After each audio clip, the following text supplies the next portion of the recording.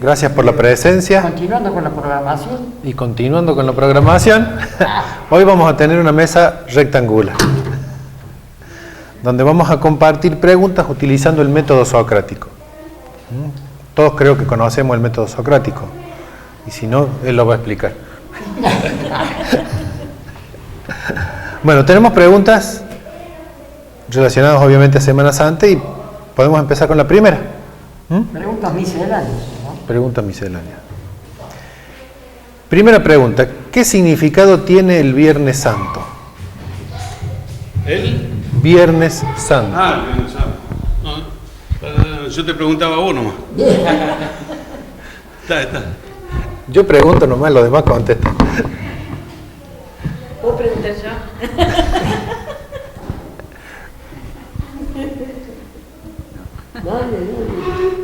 Mares.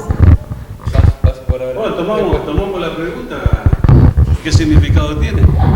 Él le va a contestar mi amigo. Lo tiene bien claro. Conteste, por favor.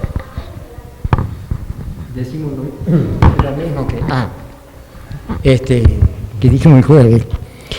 Yo recuerdo un artículo interesante que habla, ¿no? Resulta que Richard Wagner, el gran genio de la música, que compuso ópera maravillosa, estaba sentado un Viernes Santo en el siglo pasado en los jardines de Zúrich, en Suiza. En medio, usted sabe que allá en esta época ellos están en primavera, nosotros estamos en otoño. Era al lado de un lago, rodeado de una vegetación exuberante, hermosa, con las flores, todo florecido, los pájaros cantando. Un ambiente paradisíaco. Entonces, pasó por la mente de Wagner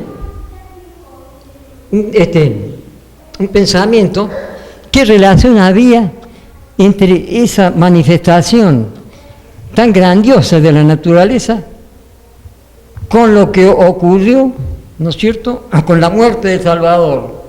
Manos alevosas que tomaron prisionero al hombre más puro, más santo, más sabio, que caminó por la tierra como Jesús, y lo crucificaron en medio de un sufrimiento tan enorme. Dice el articulista que sin querer, Wagner tocó, puso de manifiesto uno de los misterios más sagrados de la historia de la humanidad, como es el acontecimiento que ahora estamos viviendo, que se vivió hace 2000 años. ¿Por qué? Porque justamente ese ser, ese arcángel solar Cristo, a partir del Gólgota, ¿no es cierto?, a partir de ese sufrimiento, a partir de ese sacrificio personal que él realizó, pudo hacer que nuestra evolución, que la evolución de la humanidad pudiera continuar. ¿Por qué?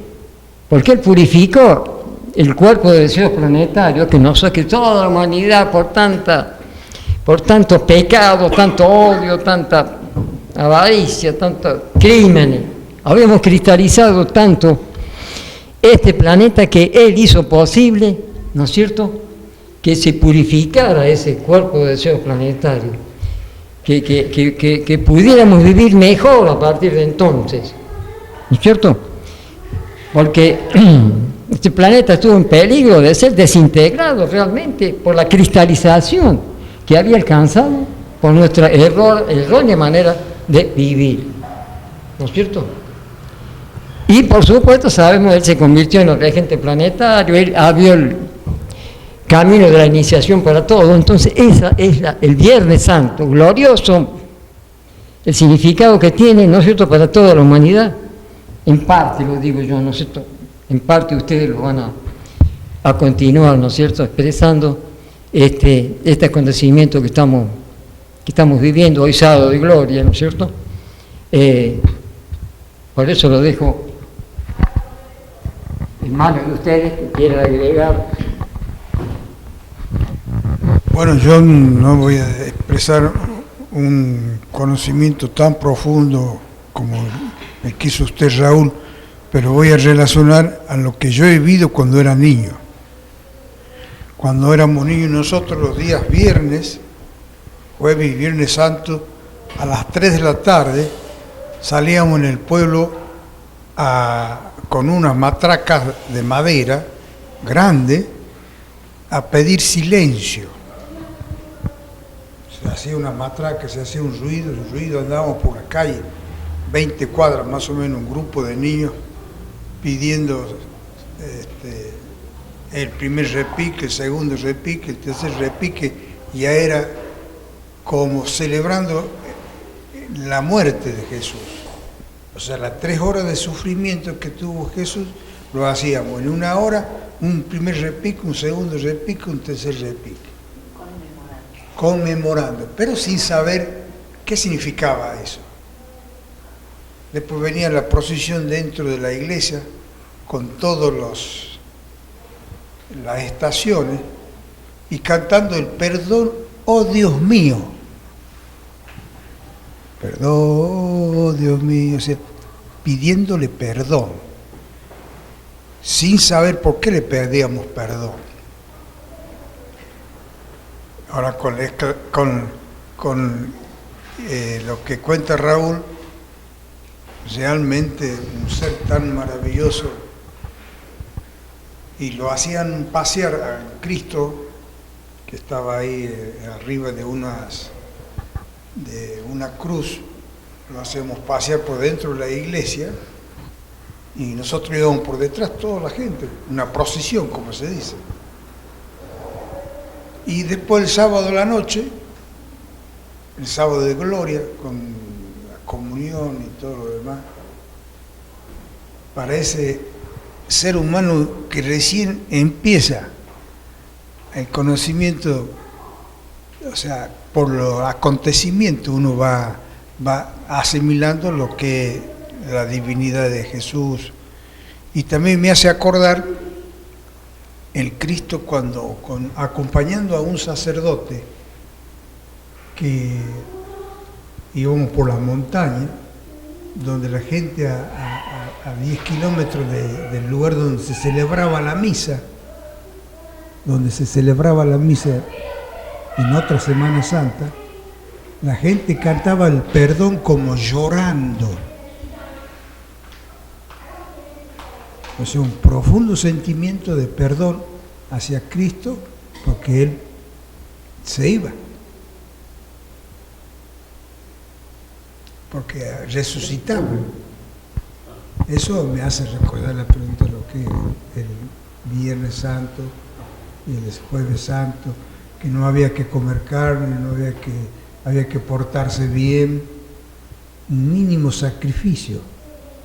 No había que tomar alcohol, hacer otras cosas. Y después, a medida que uno va conociendo esto, realmente es inexplicable esto, lo que el accionar y la bendición, el amor de Dios para con nosotros, para que nos haya mandado este arcángel que nos libere. Y estamos viendo la hora, el hermoso día que estamos disfrutando, un pleno sol.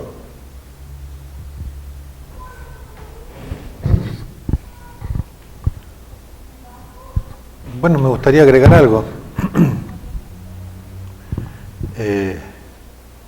La misión de Cristo, en el momento de la Pascua, era triple, es decir, rasgar el velo del templo, dando la posibilidad de la iniciación a todos, sin distinción de nada, a todos los seres humanos por igual, purificar el cuerpo de deseos de la tierra y transformarse en ese momento en regente de nuestro planeta Tierra, de manera interna, porque antes de él lo hacía Jehová, pero desde fuera. Entonces, esa triple misión, pero para eso él entregó literalmente toda su vida. Y en ese momento que él entrega toda su vida, lo que está entregando es la vida material. y esa vida queda con nosotros. Es la vida que nosotros recibimos para continuar viviendo, para continuar el camino, para seguir. Y Él se va y después vuelve, trayendo nueva vida. Él en ese momento se va a descansar y a recibir nueva vida del Padre. Vamos a la otra pregunta. ¿Por qué fue necesario que la sangre de Jesús fuera purificada? Repito, ¿por qué fue necesario que la sangre de Jesús fuera purificada?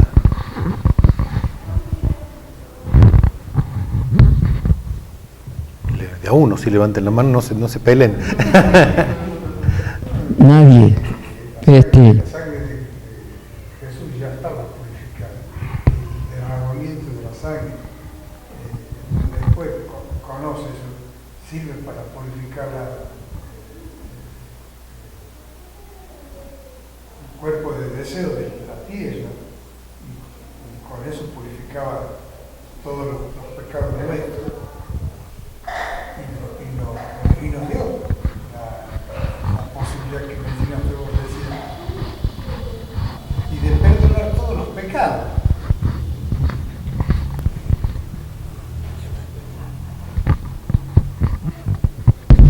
Fue necesario, Por favor. porque aún nos dice la enseñanza, ¿no? Siempre atendiendo lo que nos dice la enseñanza de la fraternidad, que aún en un cuerpo tan puro como el de Jesús, no olvidemos que era el vehículo de Jesús, cuerpo físico, cuerpo vital de Jesús, ¿no es cierto? Que había sido temporalmente ofrecido al Cristo. Aún dice, en ese cuerpo de ser tan puro, había impureza. Entonces fue necesario, absolutamente necesario, que hubiera derramamiento de sangre. Por eso la corona de espinas, la herida en el costado, todo eso hizo que cayera hasta la última gota de sangre. Y de esa manera, al eliminarse la sangre, al derramar la sangre, se eliminaron esas impurezas. Como la sangre tiene relación con el cuerpo de deseo, ese cuerpo de deseo quedó inmaculadamente limpio, brillante. De modo que cuando Jesús expira, ¿no es cierto?, se irradia hacia afuera ese cuerpo de deseos, y es lo que encegueció a la multitud, ¿no es cierto? Se dice que hubo de noche, que hubo tumulto, que hubo tormenta, no. Era ese cuerpo de deseo glorioso de un arcángel. No olvidemos que el vehículo inferior de los arcángeles, ¿no es cierto?, cuando ellos eran humanos, fue el cuerpo de deseo. Entonces, se irradió hacia toda la periferia, hacia todo el cuerpo de deseo planetario, y inclusive se irradió a todo el planeta. Y al irse gradualmente, ¿no es cierto?, absorbiéndose ese radio en el planeta, se normalizó. Se acabó la tormenta, no sé, la gente. Esa es la razón, entiendo yo, no sé si lo expliqué bien,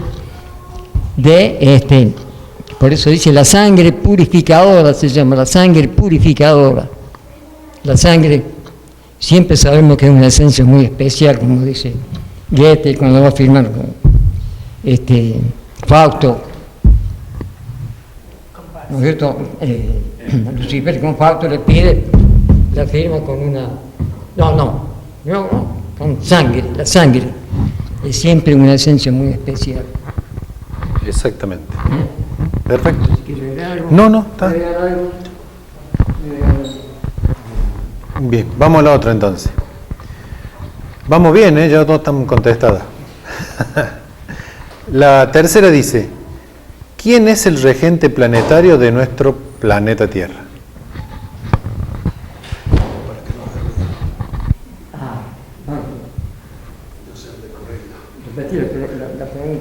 Repetime la pregunta. ¿Quién es el regente planetario de nuestro planeta Tierra? Claro, lo hemos contestado en las preguntas anteriores. Sinceramente, él es una de sus misiones era justamente transformarse en el regente planetario. ¿Qué privilegio tenemos nosotros? Si bien él es el regente de todo el sistema solar. Además de la Tierra, del sistema solar. Es del sistema solar, pero tenemos el privilegio de que puntualmente también lo hace a través de un rayo, particularmente sobre la Tierra. Increíble, ¿no? Él es, claro, él es el regente. Tenemos el privilegio nosotros. Qué grandeza, ¿no? Qué poder. La dimensión que tiene el poder de Cristo, ¿no es cierto?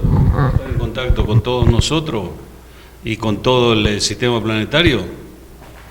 Claro, él controla todo el sistema planetario, claro, y vigila y administra la evolución de todos los seres o oleadas de vida que hay en el sistema. Pero de manera particular, por una necesidad en la evolución que tuvimos nosotros, por eso fue el plan divino, particularmente también está con nosotros, especialmente está con nosotros. No nos abandona, ¿no? Como él lo dijo. Pero, claro, porque él es es nuestro regente planetario, pero la influencia la ejerce en todo el sistema solar. ¿Por qué? Porque el asiento del Cristo es el mundo del espíritu de vida. Y el mundo del espíritu de vida interpenetra todo el sistema planetario. Entonces, tal es el poder del arcángel, ¿no es cierto?, que él puede infundir a través del mundo del espíritu de vida y irradia a él. Y esa bendición, esa influencia bendita que todos los planetas, cada uno de los planetas del sistema solar recibe esa influencia del arcángel Cristo. Un ser glorioso, maravilloso, que se ofreció a sí mismo para... Como decía el tema del sol, ¿no? Porque el sol físico representa, ayúdenme usted si no me equivoco, en la parte física, la que podemos ver, representa a Jehová. Digamos, el asiento de Jehová es el sol físico. Después el sol espiritual es el Cristo. Y hay un tercer sol que representa a quién puede ser. Al Padre. Vulcano. A Vulcano, al Padre. Ahora, ¿por qué se me ocurre ahora preguntar, no responder? ¿Por qué será que si Cristo es el regente de todos los planetas, por qué particularmente tiene que serlo de la Tierra? ¿Por qué será que, bueno, se me ocurre pensar, bueno, la caída del hombre, ¿no? Cuando o revisando en la Biblia, Sodoma, Gomorra, ya cuando la humanidad estaba muy, muy bajo, había caído muy bajo la humanidad. ¿Por qué será que se designa a Cristo para que particularmente bendiga la tierra con esta misión? Digo, se me ocurre pensar, no sé, los otros planetas... ¿Será lo mismo? Recibe la influencia, como dice que es regente del sistema planetario, recibe la influencia de él, pero particularmente la Tierra. Particularmente la Tierra.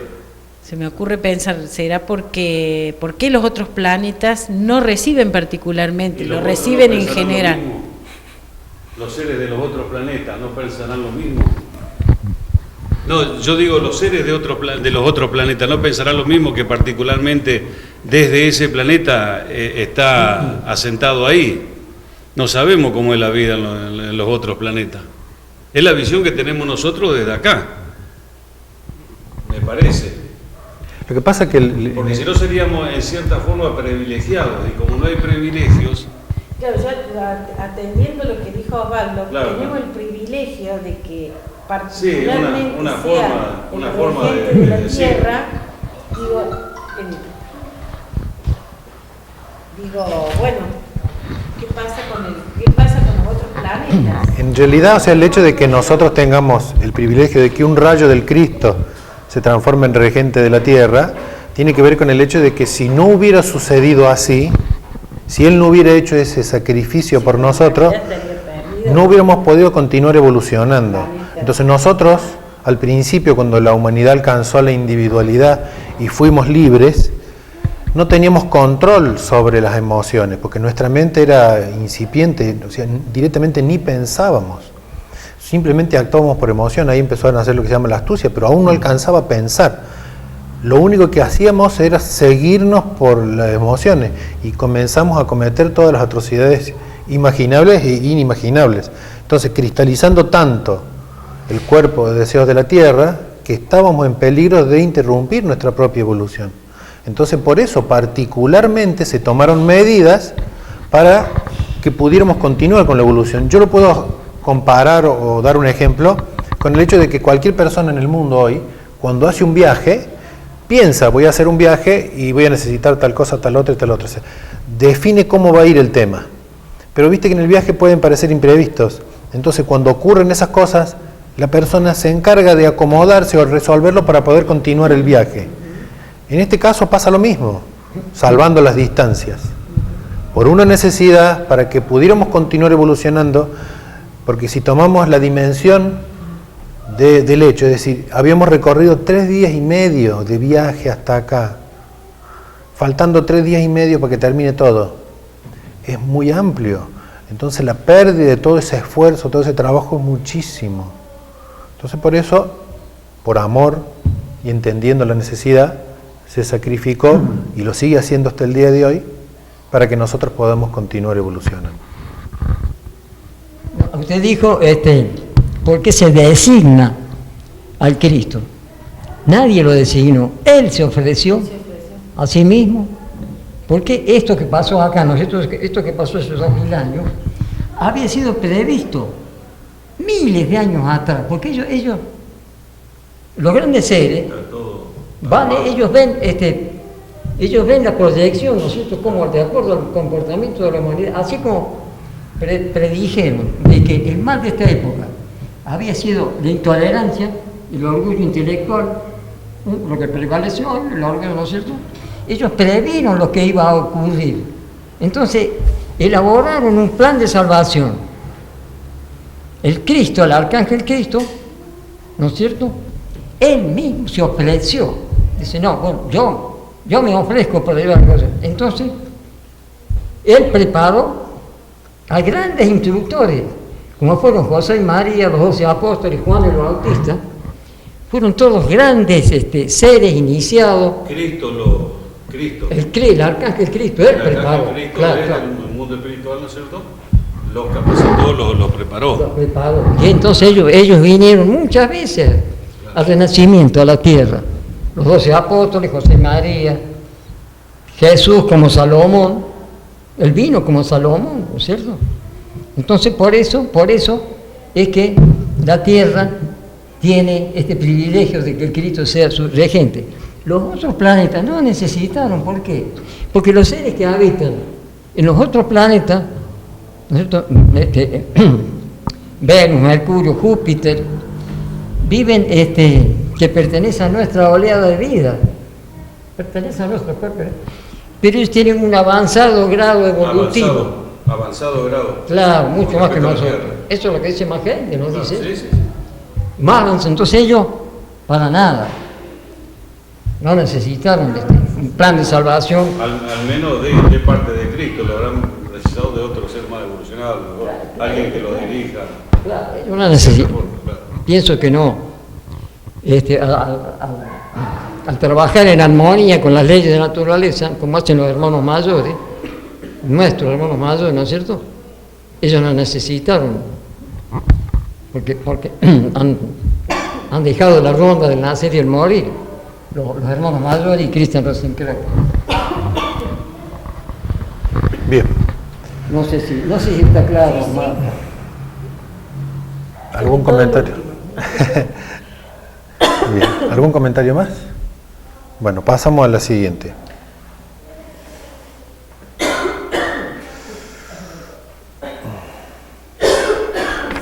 Este es interesante. A ver quién se anima. ¿José, el padre de Jesús, era realmente un carpintero?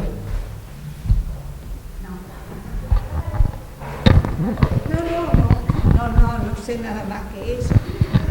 No un carpintero desde el punto de vista de la madera. De la madera. era un constructor, era un alto iniciado y es lo que leí, ¿no? Era como un constructor, no sé más nada más que eso. Es más que carpintero. Claro, constructor. claro. Cuando hablan de un carpintero es que construye, que es capaz de... Pero no un carpintero así como lo conocemos, ¿no? Un carpintero. No sé, no. Marta, repetimos la pregunta. ¿José, el padre de Jesús, era realmente un carpintero? Diana contestó que no, que él era un constructor, no un carpintero. Esa es la imagen que hay en el Nuevo Testamento. Es esa. Los evangelios apócrifos, no sé si dice algo tan así. Yo voy a hacer una pregunta. Si me la puede contestar Raúl. No se escape, no se escape. Se pelean por agarrar el micrófono. ¿A qué se debe de que se haya enseñado tan distinto de la realidad? ¿A qué se debe de que se nos haya enseñado tan distinto a lo que es la realidad? En base a que dice, bueno, carpintero, yo me lo imagino. A partir del cristianismo. Es esa, ¿no es cierto? A partir del cristianismo es ese tipo de enseñanza. No, también, si se escucha, tengo la voz que se escucha. No, a partir del cristianismo se nos ha enseñado de esa forma. ¿Por qué será? Porque en la vieja escuela es otra cosa, muy diferente. Aquel que ha incursionado un poquito sobre los evangelios apócrifos como yo, es muy diferente, ¿no es cierto? No sé qué dice acá el amigo Juan. ¿Cómo? ¿Vos entendiste la pregunta? Creo entenderlo, o sea, porque en la Biblia nos dice aparentemente que es un carpintero de madera, que trabaja con la madera. Que hizo la cunita de madera. Yo creo que decir el carpintero, ahora, en este momento me recuerdo porque está escrito de tal manera que uno en algún momento de la vida tiene que preguntarse, ¿cómo puede ser el Padre de Jesús que sea un carpintero?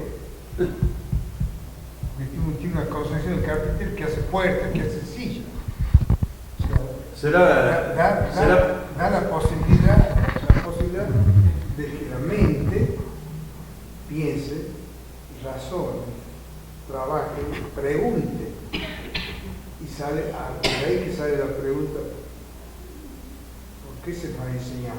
Yo pienso que más problema de traducción de los evangelios originales, que han traducido, usted vio cómo se tradujo, ¿no es cierto?, en la versión de Rey Jaime, ¿no es cierto?, todo eso, de los evangelios originales a los actuales que leemos nosotros a partir del cristianismo. Y han traducido constructor por carpintero. Antes se construía muy poco, ¿no es cierto?, con piedra y a lo mejor el significado era constructor de otra cosa. Sí, correcto, o sea, lo que está diciendo, por lo menos más gente lo menciona, que la Biblia ha sido manipulada tantas veces y ha habido tantas traducciones y que en cada traducción siempre hubo quien, por ejemplo los reyes, ponían edictos para decir que ciertas cosas no se podían cambiar o se las cambiaban para no producir un problema en la sociedad. Entonces, de esa manera la Biblia no llegó pura claramente como estaba escrita, pero también está el hecho de que fue escrita no para que lo entendiéramos de primera, fue escrita de manera oculta también. ¿Por qué? Porque requiere que nosotros hagamos la otra parte, el esfuerzo por aprender, por encontrar esa respuesta, ¿sí? Porque no está oculta en el sentido de escondido, sino en el sentido de cuánto tenemos que aprender para entender lo que está escrito ahí realmente. Bienvenida. El carpintero es aquel que trabaja la madera. Supuestamente, actualmente, trabaja la madera, no es lo mismo que trabaja la piedra. Ni el hierro. Pero me parece que es más de constructor, como dijo, que de construir, más que madera, construir, ¿no es cierto? Claro, pero el José era un constructor de templos, estamos hablando. Por eso, a eso es lo que yo me refería. Más Va que por ahí. constructor de madera o de piedra, simbólicamente del templo. En realidad es el término así, constructor o arquitecto. O arquitecto. Arquitecto, Antes era por eso mucho, es- no existía el ingeniero antes, existía el arquitecto. Hay un artículo que habla, ¿no?, del apóstol Pablo, es un gran arquitecto, es constructor de... El apóstol Pablo difundió las enseñanzas, ¿no es cierto?, del cristianismo mucho más, con más fervor que los 12 apóstoles juntos, él. Así que la gente se inflamaba de entusiasmo escuchándolo al apóstol Pablo. Era muy preparado, era intelectual también, ¿no? Sí, pero Estaba yo más calculo. preparado que los otros apóstoles. Claro. Entonces ellos, tanto, ¿no es cierto?, el apóstol Pablo como José, como todos esos grandes seres, como el propio Cristo, eran constructores, eran arquitectos de la vida humana, que difundían justamente estas enseñanzas, que construyen, que edifican nuestro ser interno, La a fe través y la de... parte interna. Claro. Entonces por eso se le llama el carpintero, constructor, arquitecto, ¿no es cierto? Que todo tiene relación lo mismo, con forjadores de las almas de los hombres, difundiendo las enseñanzas con el mejor de su habilidad, ¿no es cierto? Con todos ellos, como hicieron, yo le digo, el apóstol Pablo, el mismo a Esteban, aquel seguidor que fue apedreado, ¿no es cierto? Que dice que el apóstol Pablo tenía Saulo, cuando no era todavía el apóstol Pablo, tenía la ropa de los gentiles que lo apedreaban a Esteban. Y después Esteban se convirtió en el apoyo, dice que en todo momento Esteban estuvo con Pablo en todo su ministerio. Esteban lo estuvo acompañando desde los planos, ¿no es cierto? Invisible, por cierto, ¿no? Para ayudarlo en la obra esta de construcción que estaba empeñado, ¿no es cierto? El apóstol Pablo, ¿no es cierto? Para mí es la gran figura del cristianismo, ¿no es cierto? Esas epístolas que le hablan, ¿no es cierto?, cuando habla del amor, como el escritor acá, el amor no tiene envidia, el amor no es riguroso, no tiene nombre, es una página de oro en la historia de la humanidad. Sí, me llama bien, un segundito de ver, Bueno, ¿algún otro aporte?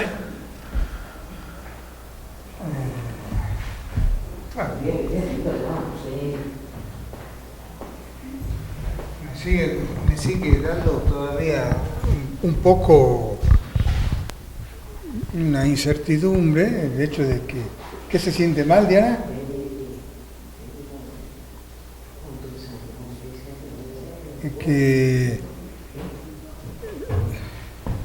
¿Por qué se hace tan difícil comprender, teniendo todo el poder, todas las cosas, no se haya dado de entrada las cosas, los conocimientos?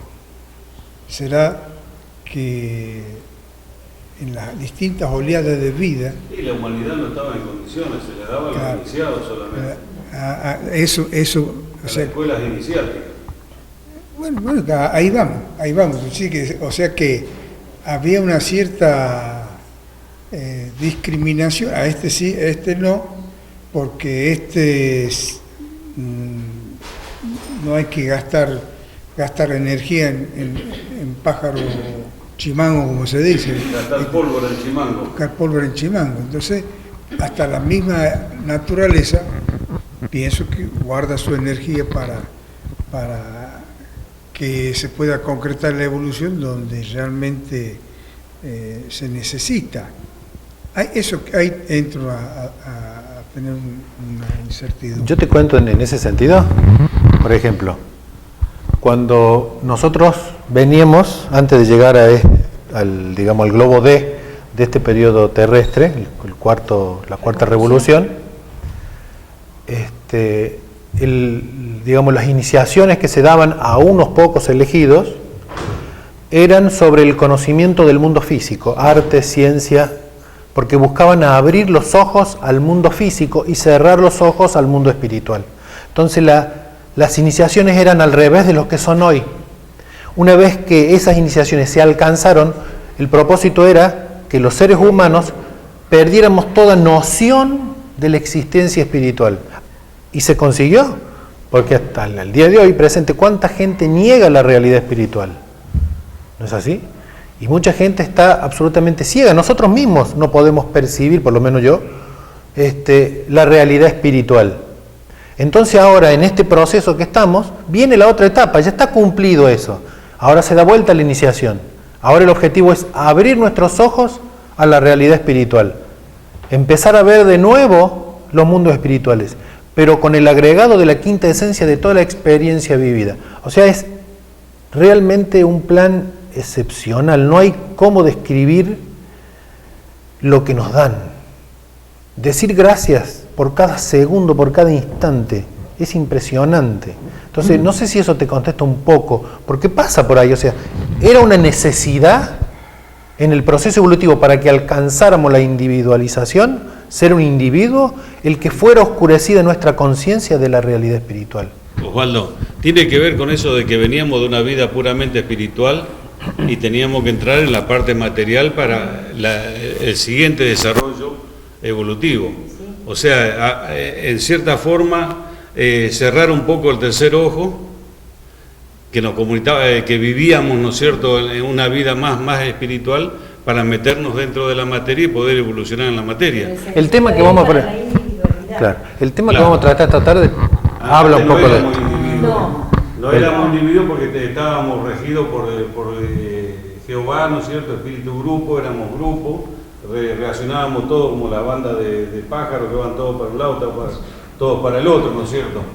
Y ahí teníamos que desarrollar la individualidad, algo así. Por eso la iniciación al principio era para abrir los ojos al mundo material. Por eso se dice que ahora estamos en esta cuarta revolución en el nadir de la materialidad. Claro, en realidad hemos pasado ya el nadir de la materialidad. Más bajo fondo no podemos llegar, claro. Y empezamos ya... Ya pasamos el nadir de la materialidad, ahora estamos surgiendo. Estamos si vos ves la curva, ponelo imaginando, porque usando el gráfico se entiende, ¿no? Si vos ves una curva, pasamos el nadir de la materialidad y estamos en el ascenso. Era necesario también pasar por todas, ¿no es cierto?, llegar abajo. Era sí o sí necesario. Vos decías de que se mueven por impulso. Nos movíamos por impulso y ahora nos tendríamos que mover por razonamiento. ¿Cuántas veces, no digo cuánta gente se mueve por impulso actualmente? Si nosotros observamos, mucha gente se mueve por impulso y no por razonamiento, o sea que no mide las consecuencias de lo que va a hacer. Pero nos incluimos nosotros, ¿cuántas veces nos manejamos por impulso y todavía no nos manejamos con el razonamiento del todo? Porque hay un dicho que dice, inteligente no es aquel que sabe mucho, sino que aquel que utiliza todo lo bueno que sabe. ¿No es cierto? El sinónimo de inteligente es una persona que sabe muchísimo, que resuelve problemas. Pero muchas personas saben muchísimo y no lo utilizan para el bien. Entonces, inteligente es aquella persona que utiliza todo el conocimiento que tiene para vivir bien y mejor. Y actualmente decimos, esta gente se manejan todo por impulso. Cuando Pedro nos decía, Pedro Tabaca, paso por la puerta de la municipalidad y hay unos bombos así, y le dan al bombo, dice, le dan al bombo, y esas vibraciones ya me dan ganas de pelear a mí también. Decía, porque estaba manifestando en la puerta de la Municipalidad de Santa Fe. Teníamos un excelente, pero muy buen intendente, Mutis, que actualmente hay una avenida que se llama Boulevard Mutis. ¿Sabe lo que hacían? No era socialista, me parece que era. Prendían cubiertas prendidas a fuego y tiraban adentro de la municipalidad. Adentro de la municipalidad. ¿Sabe lo que es tirar cubiertas? Y en la puerta, los bombos esos así. Decía Pedro, yo paso por ahí y esa vibración me da ganas de pelear yo también. Bueno, los vemos, esa gente se manejan por impulso totalmente, el espíritu grupo, todo eso. Pero de nosotros también tenemos muchísimo de eso. Ahí el doctor quiere... Viendo,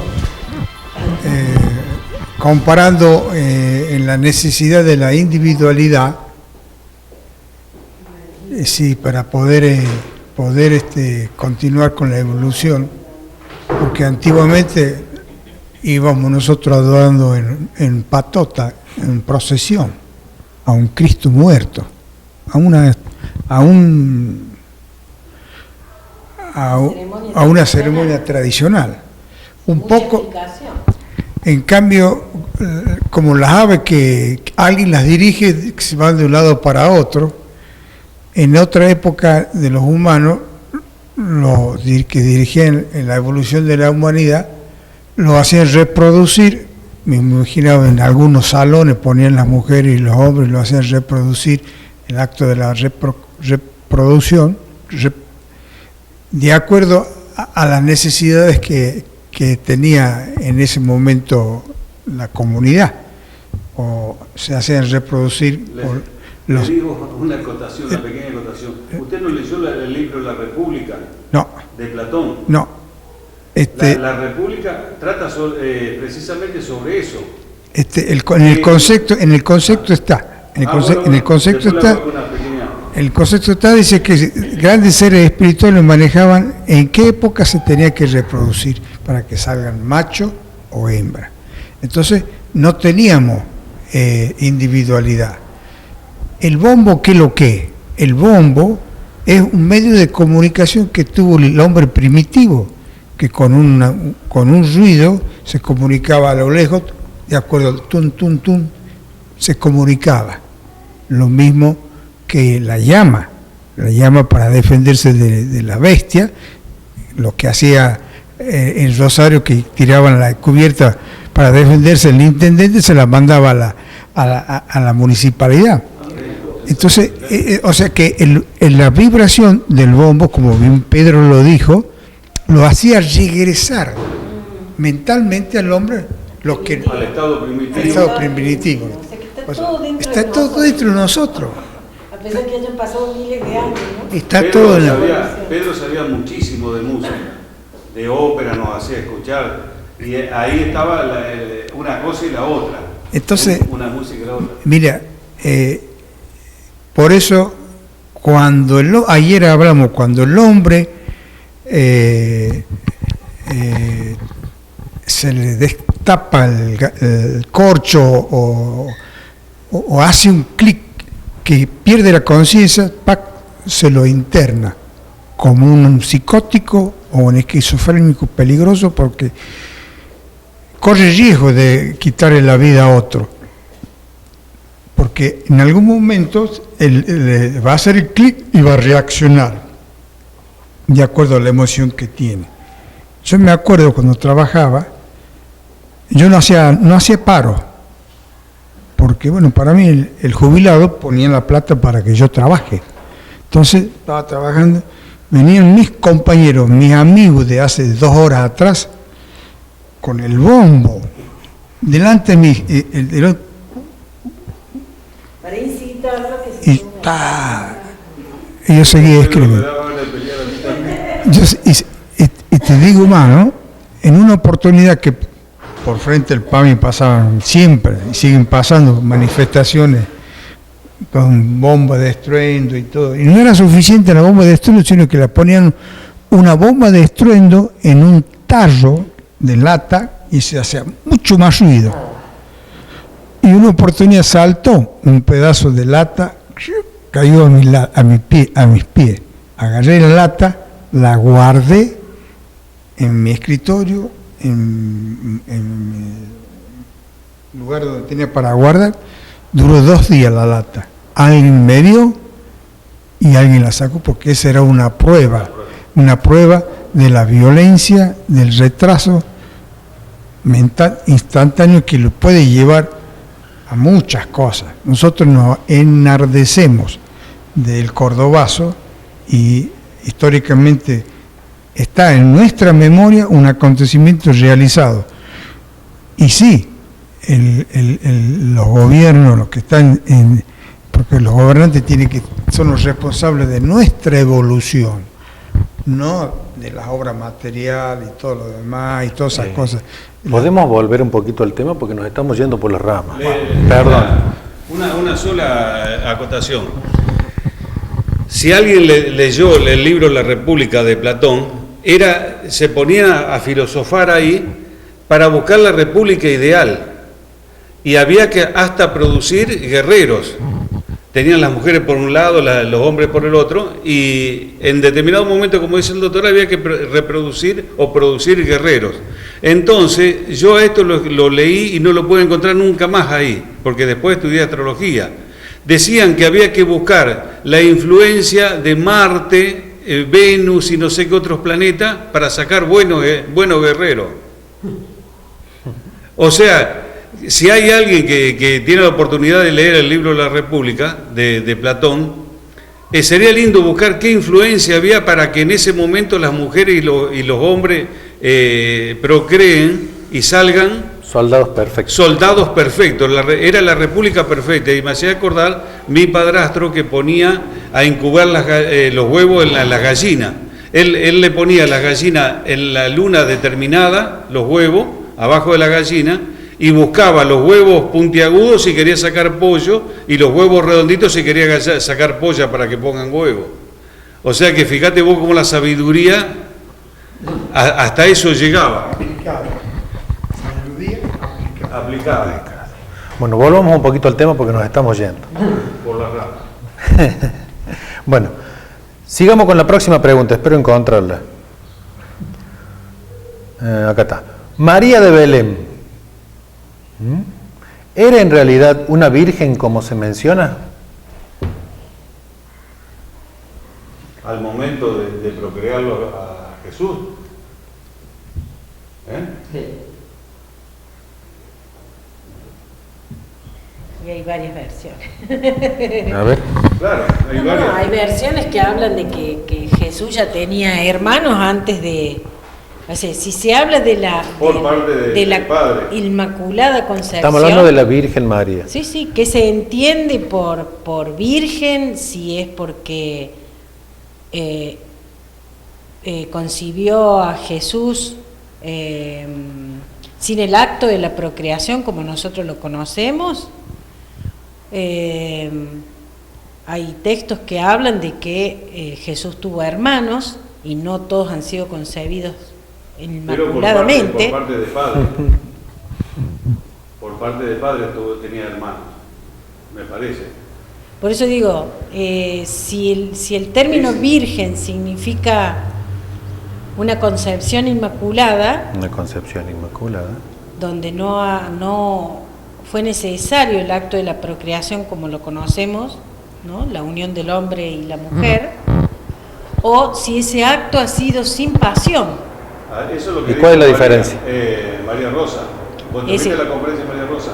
No. Yo la tengo grabada y la tengo subida al Facebook. Era sin, ¿cómo dijiste vos? Sin pasión. Sin pasión.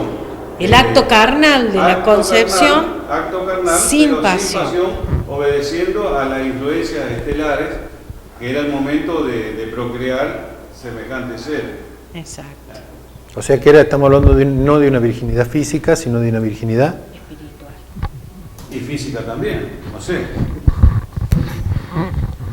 Sí, en realidad, según lo que nos dice el Evangelio, ¿no es cierto? Que él podía leer la memoria de la naturaleza. Ahí está grabado perfectamente todo, ¿no es cierto? Y él nos dice de que realmente fue un único, no, hay otras versiones, ¿no es cierto?, que dicen que tuvo hermano, según lo que nos dice el Evangelio, no, fue el único caso, ella como un gran iniciado, como era ella, como era Jesús, como era José, ¿no es cierto? Ya que ya vinieron con esa misión, ya la aceptaron ellos, antes de nacer esa misión, de ser los padres, ¿no es cierto?, de traer a la manifestación a un ser, a la tierra, un ser elevadísimo como Jesús de Nazaret. Ellos se prepararon también con mucha anticipación, merecieron ese privilegio. Generalmente los iniciados vienen como hombres siempre, pues es más fácil, ¿no es cierto?, venir a la manifestación física como hombre que no como mujer. Pero María también, es porque la historia la escribirán los hombres. Pero la conferencia que dio María Rosa, había muchas mujeres, ¿no es cierto?, que por lo general nacen el 24 de diciembre. Sí, sí, No pero, sé, ¿se acuerdan de María Rosa? sí, pero el que sí. Si quieren yo les envío No, si lo la tengo, dirección lo tengo. de la conferencia de María Rosa, que te la envío. No está bien el audio porque no teníamos este audio, teníamos el de la camarita nomás. Claro. Pero es linda para... No, estuvo muy bien, estuvo María Rosa, Estuvo sí. muy bueno. Pero ella, sí, pero y es así, ¿no? Y bueno, lo aceptamos nosotros que creemos, tenemos fe en lo que más gente nos dice, ¿no es cierto? Nos dejó dicho, tenemos fe. Y algún día lo podemos comprobar todo. Hay un libro también que habla Yendo sobre la eso, memoria, la naturaleza, ahí está. que es muy aceptado acá por los Rosacruces, que es el libro Arpas Externas. Son 2 libros así. Yo los tengo, no sé si los tengo todavía, digitales. ¿Lo leyeron Arpas Externas? Bueno, sobre todo esto habla, pero es muy engorroso, pero habla, ¿escucharon hablar sobre Arpas Externas? Yo voy a ver si lo encuentro, lo tenía digital. Sobre todo esto habla maravillosamente, leído en la memoria de la naturaleza. Vamos a la próxima pregunta. Vamos a la próxima. ¿Está contestada esa? Está contestada, Era virgen en todo sentido. en todo sentido. La ley dice espiritual, Espiritual. Más que la no física. Espiritual. la Esa es física procrearon comúnmente, Claro. Era la Es que no se vida utiliza otro método. Sin la paz. sin la pasión. Bien. ¿Es cierto que Jesús fue educado por los esenios? ¿Sí? Sí, pienso que sí. Los esenios, los esenios eran. La pregunta es así. Esa secta chiquita. Los esenios, claro, ellos vivían en comunidad ahí y que no se sabe mucho de los esenios porque, igual que de Jesús, no escribió nada, ¿no es cierto? Era una secta que se dedicaba solamente a ellos, a la elevación. Y prepararon a María también. Claro, eran todos de esa... Eran todos esenios, claro, dice. María era esenio, José era esenio, En realidad Juan el Bautista. la misión de los esenios fue preparar la venida de Cristo, fue preparar las condiciones para la venida de Para la Cristo. venida de Cristo. Ellos también eran seres Iniciados. altos, claro, eran todos seres elevados. Entonces ellos, su misión fue preparar y, de hecho, todo lo Sigue hablando que le queda el cuello. Ahí está. Ya está, Ese gracias. es el cuello afuera. Antes me la puse al revés. Sí, yo le iba a decir, pero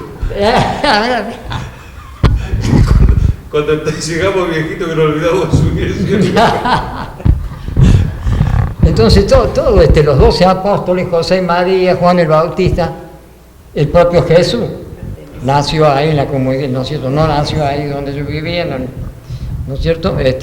Pero todos pertenecían a la comunidad de los esenios. De hecho, se dice, ¿no es cierto?, que cuando un vehículo, aunque era un vehículo más perfecto del que poseía Jesús, ¿no es cierto?, tenía que soportar las vibraciones tremendas de un arcángel, imagínense, una cosa.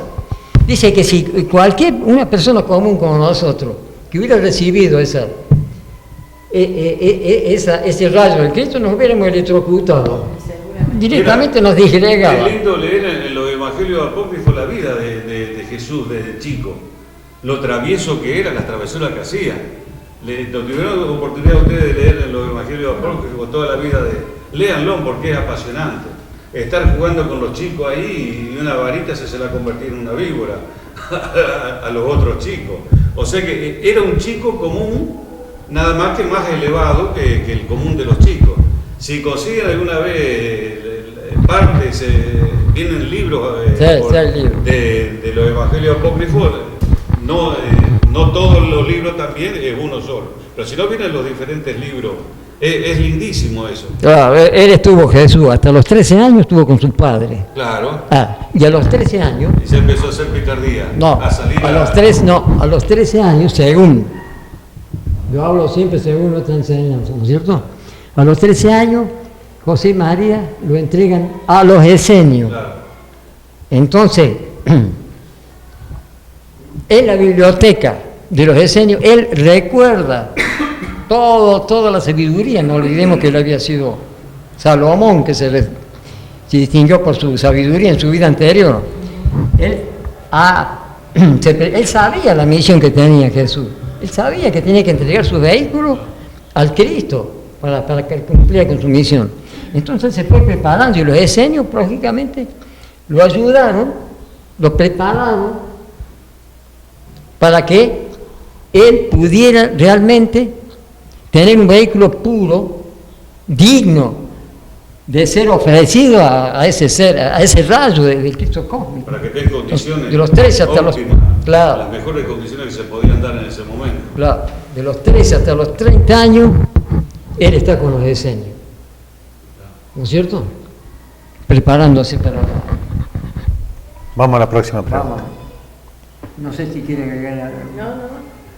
¿Por cuánto tiempo ocupó el Cristo los cuerpos denso y vital de Jesús? Sí, 3 años. 3 años. 3 años. 3 años. De los 30 a los Los 33. 30 hasta los 33 que fue la crucifixión. Así que duró 3 años el ministerio del Cristo. 3 años. Rápida la respuesta de este. Era fácil eso. Era fácil. A ver, esta no sé si va a ser fácil. Vamos a ver quién se anima. ¿Cuál es el significado de Barrabás como hijo de Dios? Se dice que Barrabás es hijo de Dios. Ayer nos dijeron eso, Barrabás, que él representaba a la humanidad. Entonces es fácil. Lo dijimos. Lo ha dicho él. Claro, Fue Va- también elegido.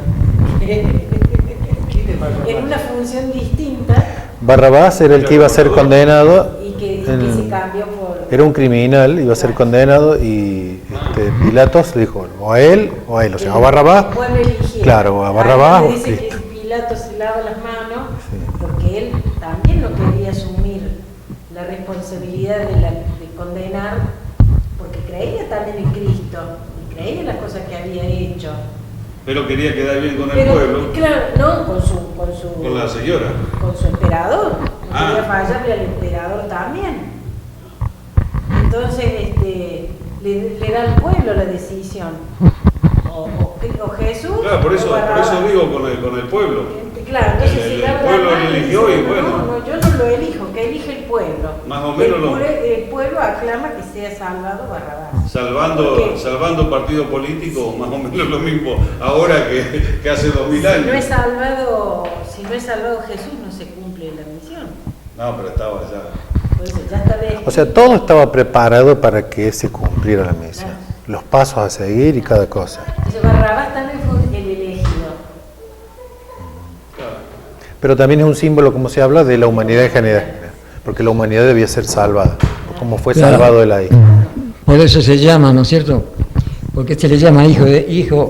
Del hombre. Porque él pertenecía, Barrabás representa en verdad a todos nosotros, todo lo indigno que es de nuestro, porque Barrabás es un ladrón, un bandido, un malhechor, Un delincuente. un delincuente que estaba Más o condenado, menos igual que ahora. estaba condenado a la crucifixión.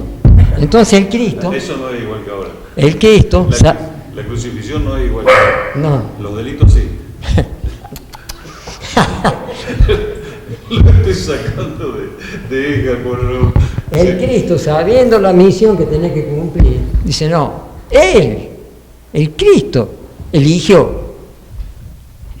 prefirió que lo eligieran a él, porque, él sabía ya que lo iban, que el populacho que estaba en contra de él, si lo habían martirizado, lo habían flagelado, qué es lo que no le ven, ya sabía él que él era el candidato a la crucifixión, porque sabía la misión que tenía que cumplir, de redimir a la humanidad, ¿cierto? Como le hemos explicado, purificando nuestro planeta para que pudiéramos seguir viviendo. Entonces no hay otro. Por eso se le llama entonces. Dice, Hijo de Dios. Dios. ¿Cómo puede ser Barrabás? Todos somos hijos de Dios. Un asesino va a ser hijo de Dios. Todos somos hijos de Dios. Inclusive. Una falla de control de calidad. Las células rebeldes, dijo el doctor ayer. En las células Somos células, ¿no es cierto? Sí, y sí. Somos células. Y sí. La próxima pregunta dice, ¿por qué fue necesario que Cristo se sacrificara por nosotros? Y ya. La hemos contestado, la hemos contestado. Vamos a la otra entonces, porque este ya se ve más difícil. ¿Cuándo podrá ser liberado el Arcángel Cristo de su prisión actual?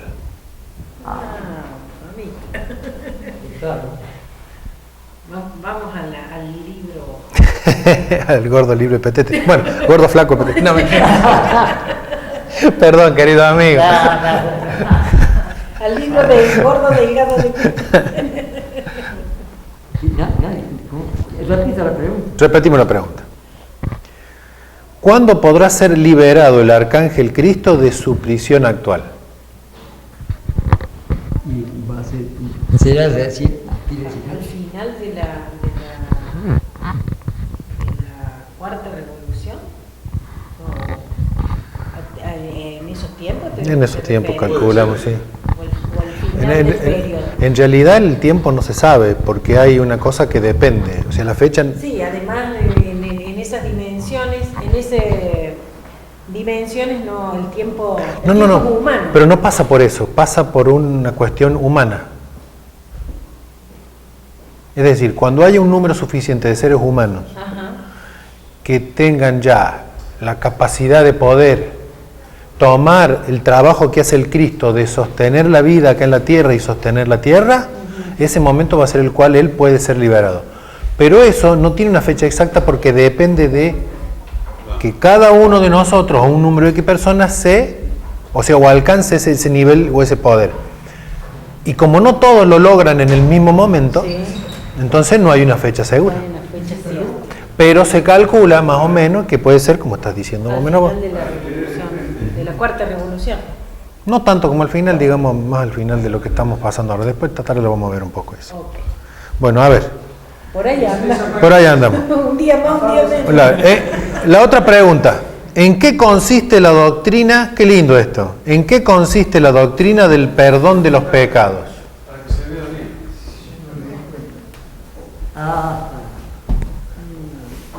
¿En qué consiste la doctrina del perdón de los pecados? ¿Quién se anima? Y el amor no lo resume todo. Primero hay que ver qué... Bueno, ¿qué es el perdón? ¿Y qué es el pecado? ¿Y qué es el pecado? ¿Qué es el perdón y qué es el pecado? ¿Y quién perdona? el perdón es la absolución. ¿Sí? La absolución del pecado que usted ha cometido. El Cristo nos trajo. Sos liberado de la deuda que tenés. Claro. ¿Pero por qué? Hay un requisito. Ahí está, eso es lo que... Para poder, ¿Cuál es el requisito? para que sea posible que nuestros pecados se nos perdonen, ¿cierto? Tenemos que reconocer que hemos pecado. Al principio de la curación, ¿no es cierto? Entonces, reconocer que hemos pecado, por un lado. Por otro lado, prometernos nosotros mismos que no vamos a seguir cometiéndolo. O sea, reformarnos. Restitución y reforma. Restitución. ¿Qué? Yo tengo... Y ¿Le alcanza? y las atrocidades que se cometen en el mundo, ¿cómo se hace? ¿Cómo uno hace como un ser común para perdonar eso? Yo tengo una versión. No, digo, ¿cómo hacemos para perdonar las atrocidades que cometen? Bueno, yo tengo una versión. Arrepentimiento, expiación Restitución. y reparación, para que queden los pecados borrados. Arrepentimiento, reconocer de que he hecho algo mal. Expiación, sufrir el mundo de... Cuando morimos, ¿cierto? Las consecuencias del pecado. ¿Qué mundo? El mundo de... El mundo del deseo. En el mundo del deseo. O sea, expiación y reparación. Porque si ella tiene el auto ahí estacionado bien, sobre la derecha, y viene un loquito y se lo choca, ¿qué va a exigir? Primero que se arrepienta, porque el auto estaba bien estacionado y él viene y lo choca. Lo segundo va a ser el tercer paso, reparación. Y después sufrir por el daño que hizo, o sea, expiación. O sea que primero, dije arrepentimiento, expiación y reparación. Después de esos 3 pasos, se está perdonado un pecado o un error, algo que nosotros hicimos mal. ¿Se entiende? Yo me tengo que arrepentir, pero los pasos no son eso, primero, segundo y tercero. Pueden ser cualquiera. A lo mejor primero puedo reparar y después puedo arrepentirme y después pero yo tengo que sufrir por lo que le hice al otro. ¿No es cierto? La ley de causa y efecto. Tengo que reparar el daño que le hice al otro y tengo que arrepentirme. Ahora, todas las atrocidades que se hacen en el mundo, bueno, está en la ley de la naturaleza que por algo tienen que sufrir los que sufren. Y los que se salvan dentro de ese montón, por algo se salvan. Con María Rosa estuvimos allá en la Asociación del Paraguay hablando de que no las iban más a, ¿cómo se llama? A las mujeres que las operan para que no gocen. Y había algunas que, los árabes, todo eso. Y había unas que vivían toda la vida enfermas porque le habían hecho eso. Y había otras de que no. Y María Rosa dice que es un escándalo. Sí, está mal todo eso que se hace. Pero ustedes no se olviden de que a los que le están haciendo eso ahora, que son mujeres, y son chicas y son niñas, son los hombres que habían hecho eso a las otras mujeres. O sea que estaban sufriendo el sufrimiento, las consecuencias. Y el sufrimiento a veces no es acá en esta misma vida. A veces se sufre en otras existencias y se repara en otras existencias y a lo mejor nos podemos arrepentir en otra existencia. Es la idea, la visión que yo tengo. Está bien, el tema es, como usted dijo, arrepentimiento, restitución y reforma. Reparación y claro. Reforma. Ahora, si yo cometo un acto malo, un acto vandálico, un semejante, y después lo quiero restituir, pero ese semejante no está, se ha ido, se ha muerto, no está. Bueno, la intención estuvo. Entonces, ¿qué hago? Tengo toda la humanidad para restituir. Ahí está el principio. ¿No es cierto? Que yo me arrepiento y trato de restituir, de arreglarlo, pero no lo puedo hacer, pero sí. Ahora, siempre lo puedo hacer con toda la humanidad. Yo puedo repararlo, porque me obligan a lo mejor. La religión me obliga, o me obliga la fuerza, ¿no es cierto? Y lo reparé. Bueno, hice un daño y lo reparé, pero no me arrepentí. Lo reparé porque me obligó la religión, las costumbres sociales, o el mismo gobierno, las leyes. O sea que se tienen que cumplir todos los pasos. Los 3 pasos. Los 3 pasos se tienen que cumplir.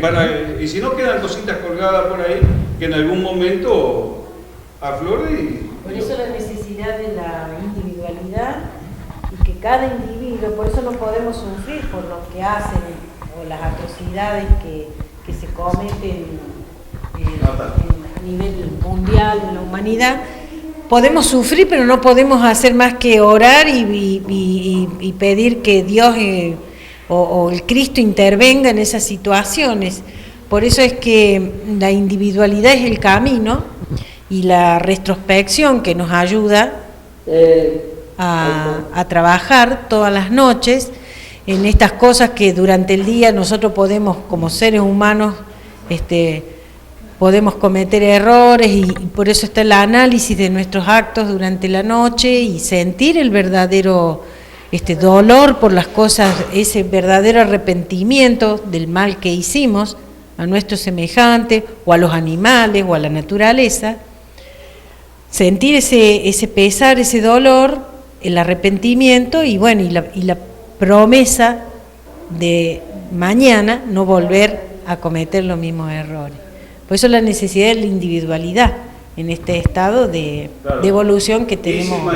La individualidad lo que hace es hacerte responsable de lo que haces. Hacerte responsable y desarrollar la conciencia. Claro. Marta, y yo digo, si yo digo y prometo mañana no cometer el mismo error, y si mañana me olvido y tengo una nueva oportunidad. Tenemos una nueva oportunidad. Todos los días. Y tenemos una oportunidad nueva. Todos los días. ¿Y cuántas veces caigamos? Todos los días nacemos y morimos. En el, Claro, en el sueño, cuántas veces caigamos, cada vez nos va a ser más duro de levantarnos. Pero tenemos la oportunidad, hasta que un día se termina el hilo. todos los días nacemos y morimos. En el sueño morimos y al otro día volvemos a nacer y tenemos la fe y la esperanza de volver Qué lindo sol que salió hoy, mirá qué lindo día. a estar en comunión con Esta Cristo. oportunidad. Claro. Miren, ese, después ya voy a... Bueno, pasamos a la otra pregunta, así podemos avanzar. Sobre el perdón. Ahí bajó. Ahí va. Hablamos sobre el pecado. Cuidado, va a ser la luz. Ahora, ¿sobre qué es lo que es el pecado? El perdón. El perdón ya quedó claro, creo. Con la reparación y el arrepentimiento. Bueno, incluso se puede refinanciar el pecado. Bueno, ya estamos ya en la era de Acuario. No, es así. Cuota Dices, 12. sí, vos podés refinanciar lo que debés. ¿Así? La refinanciamos en cada renacimiento. Vos podés decir, no, Que lo real sería que no, ¿no? Eso. alguien me dijo una muy linda. Uy, qué linda no, pregunta. me escribí por tal cosa. Bueno, la pagaré en otra vida, dice. La he escuchado por ahí. Sí. Y así es. Pero la otra vida tiene cosas lindas y nos encontramos atrasados. No podemos disfrutar de lo lindo de la otra vida porque tenemos que estar pagando de las existencias anteriores también. Hay que tener en cuenta que no vinimos a disfrutar acá, vinimos a aprender. No, digo cosas lindas como ser. Para mí esto es lindísimo esto estar acá con todos Pero ustedes. sin embargo, la oración Rosa Cruz dice que nos haga conocer todas las alegrías. Obvio, pero la alegría es parte de estar en paz o de conseguir la paz. Cuando uno aprende, cuando uno no aprende no está en paz. Que Dios nos haga conocer todas las alegrías. También todos los aprendizajes que hay que conocer para evolucionar. Pero también dice que nos haga conocer todas las alegrías. Correcto. En el ritual, la tentación. Cuando las tentaciones y emociones te atrapan. En el himno, las emociones y las Cuando tentaciones. surgen las emociones, que las oraciones sean... Dice, surge, ¿de dónde van a surgir? Dentro de nosotros. El surgimiento quiere decir de que no está borrado el hábito de pensar mal, no está borrado totalmente, porque en una pizarra escribimos, como la mente, que es nuestra pizarra, escribimos tal cosa, esto le voy a hacer tal cosa, y voy y lo cometo. O sea, pienso, lo escribo, lo registro y lo cometo. Después me iban preso, me arrepiento, lo borro a la pizarra, pero no deje de haber una señal, no deje de llevar una señal. Es que hay que borrar mucho la pizarra para que se borre y no sea un hábito que esté ahí oculto, que surja, como dice, cuando nuestras emociones surgen, nuestros rezos y oraciones sean fuente de valor. O sea, ¿qué dice la fuente? La fuente es una fuente de agua que está permanentemente saliendo. Entonces la oración es una fuente que nos da valor para poder afrontar la tentación y poder borrar los malos hábitos. Una forma de ir grabando. Claro. En la psiquis nuestra. Claro, O sea, nosotros tenemos un apoyo en esa fuente de donde tomar la fuerza para poder borrar. La oración, nuestros rezos y oraciones. Y los rezos y oraciones los da Dios. De ahí el conocimiento. Acá hay una pregunta, perdón, que tiene que ver con lo que estamos hablando. La que sigue. La que estábamos hablando era de la doctrina del perdón de los pecados. Ahora, Dios, esta pregunta dice, ¿Dios puede castigarnos por nuestros pecados? No. Tiene un perfume tan agradable. Sí, Jazmín. ¿Me sentiste? No, ahora sí entró algo. Qué hermoso. La pregunta era, ¿Dios no nos puede castigar? No nos castiga. Estamos inmersos dentro de las leyes y nos castigamos nosotros mismos. a través de la ley de causa y efecto, o efecto boomerang o como sea. Estamos inmersos dentro de leyes. Y como sea la ley de procreación es una, el causa y efecto es otra, ley de destrucción es otra. Y estamos, son leyes que yo las tengo por otro lado. Ley de destrucción, se necesita que esta casa un día se destruya para hacer otra mejor. El cuerpo también necesita, se va desintegrando, o sea, se va enfermando el cuerpo y un día necesitamos cambiar el cuerpo. Bueno, no nos castiga Dios, estamos inmersos dentro de las leyes, lo que hacemos bien tiene su fruto y lo que hacemos mal llevamos la cruz nuestra a donde vamos. Nosotros estamos sufriendo, podemos cambiarnos de país, de provincia, pero donde vamos llevamos nuestra cruz. Y no es Él que nos castiga directamente como nos castigaría un juez. Estamos inmersos dentro de las leyes y nosotros mismos nos autocastigamos. Y en una época, o sea, la humanidad estaba tan mal, tan pecadores, llamémosle así, que parece ser que hubo la necesidad de hacer creer que había un Dios malo, bueno, un Dios vengativo, un Dios que del cristianismo. Claro, un Dios que te castiga, hasta no hace mucho tiempo, porque yo recuerdo que mi madre cuando era chiquita le dijeron que si se lavaba 3 veces la cara le iba a castigar Dios. No sé cuántos años habrá tenido. En relación a ese tema, dice que la educación de la humanidad, la educación de la humanidad dice que va en 4 pasos, ¿no? Porque viste, la humanidad pasa por diferentes niveles. El primer paso, se educa a la humanidad por medio del miedo a Dios, el temor a Dios, porque Él cosecha donde no sembró, ¿cierto? ¿No? Y da el ojo por el ojo y el diente por diente. Entonces, la ley del talión. Exactamente, la ley del talión. La segunda, ¿no?, es la que habían alcanzado los semitas originales, que si ellos obedecían las leyes, Dios le iba a aumentar su riqueza material, ¿no? Le iba a llenar de ovejas el campo y sus graneros de semillas y cosas así. Después el tercer paso, que es más o menos el cristianismo popular, que se trata de que si yo me porto bien, si yo hago las cosas bien, si yo obedezco los 10 mandamientos, el premio que voy a tener es la vida eterna al lado de Dios, y Él va a resolver todos mis problemas. Yo de esta parte, ¿cierto? Es el tercer paso. Y el cuarto paso, que es el último, y según Max Heindel, comenta que en las escuelas de misterios ocultas o místicas, las personas, no todas, pero un grupo de las personas que pertenecen o que actúan dentro de esas organizaciones, están tratando de alcanzar todavía, dice.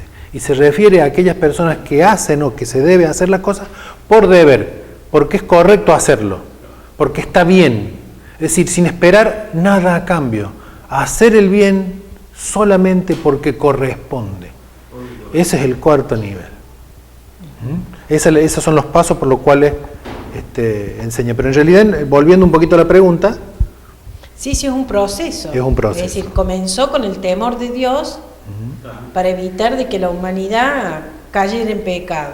Pero, bueno, fuimos evolucionando. El principio del conocimiento de la ley. Ahí empezamos a conocer que el Dios no... Claro, pero hay un proceso de hacernos cada vez más delicados, más sensibles. Sí. Entonces, en ese proceso de sensibilidad, al sensibilizarnos nosotros, humanizarnos más, obviamente que nuestra religión también se va como humanizando. Humanizando e individualizando. Bien. Porque vos ya cuando tenés una conciencia tan amplia, como estos seres en estas organizaciones de escuelas que solamente hacen el bien por el bien mismo, porque es un deber, porque existen solo para eso, ya en un grado de perfección, pero antes, bueno, fue necesario que la humanidad, como en la escuela... Claro, ¿cómo le vas a enseñar, por ejemplo, al humano primitivo el amor si era él un animal? Claro. No podía entender qué es lo que era el amor. Y que agarraba a su mujer de los pelos. Sí, que eso era lo más suave, o sea. y la cantaba paro. Sí, eso era lo más suave. Bueno, Te cuento, si no podés enseñarle el amor, no, es por un proceso, por pasos. El despertar de la conciencia y la individualidad hicieron que vos respondas por vos mismo. ante las leyes divinas. Claro. En este proceso nosotros nos vamos sensibilizando y en este proceso de sensibilizarnos cada vez nos acercamos más al ideal del Cristo, por el cual estamos acá. ¿Así? Y que Dios no nos castiga tiene que ver con el hecho de que el único responsable de nuestros dolores somos nosotros mismos. Porque la ley de causa y efecto trae a cada quien justamente lo que ha sembrado. ¿Vamos a la otra pregunta? Uy, yo no sé contestar esta ya. ¿Qué le dijo el Cristo al joven rico? ¿Se acuerdan de eso?